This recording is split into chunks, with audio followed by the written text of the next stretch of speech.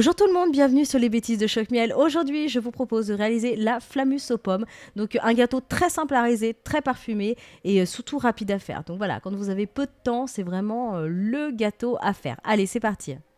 Alors on va commencer la recette en épluchant les pommes. Donc j'ai pris des Canada grises parce qu'en fait elles se compotent mais elles gardent quand même une certaine fermeté après à la cuisson. Donc c'est vraiment l'idéal. Donc voilà, vous allez les éplucher, vous les coupez simplement en 4, pas plus. Vous retirez bien sûr l'autre oignon à l'intérieur et ensuite vous les réservez. Alors, on va rendre la recette encore plus gourmande en poêlant les pommes. C'est trop bon. Donc, vous allez prendre soit une sauteuse ou une grande poêle. Vous faites fondre du beurre, vous ajoutez vos pommes et ensuite vous allez mettre une bonne cuillère à soupe de sucre et vous allez les laisser bien dorer. Donc, voilà, vous mélangez régulièrement. C'est assez rapide, hein, ça dure 4-5 minutes. Quand elles sont bien dorées, vous éteignez le feu, vous réservez. Pendant que les pommes sont en train de dorer, vous allez prendre un saladier, vous allez ajouter vos œufs. On va réaliser maintenant l'appareil. On continue en y ajoutant la farine.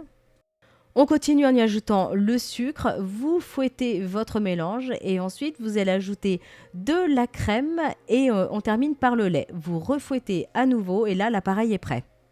Ensuite, vous allez bien beurrer votre plat. Vous allez déposer ensuite vos pommes donc, qui ont bien doré avec le beurre et le sucre. Et ensuite, vous allez verser tout simplement l'appareil sur le dessus. Alors, j'ai juste oublié de filmer cette partie-là, mais quand vous avez ajouté votre appareil, avant de le mettre au four, en fait, vous allez verser un sachet de sucre vanillé bien réparti partout sur les pommes.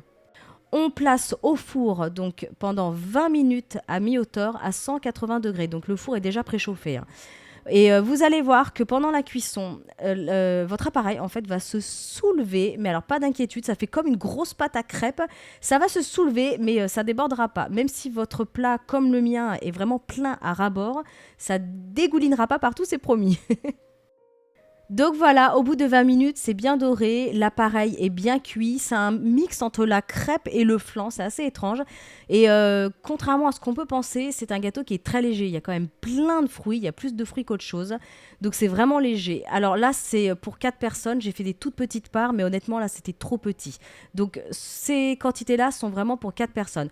Au moment de servir, vous ajoutez du sucre glace sur le dessus et voilà, vous le mangez à température ambiante, pas chaud parce qu'en plus sinon c'est indémoulable. Donc évitez de le manger chaud. Juste tiède ou froid, c'est délicieux. Voilà, j'espère vraiment que cette recette vous aura plu. N'hésitez pas à me le dire en commentaire, n'hésitez pas à mettre un petit pouce vert et bien sûr vous abonner à ma chaîne. Je vous dis à bientôt.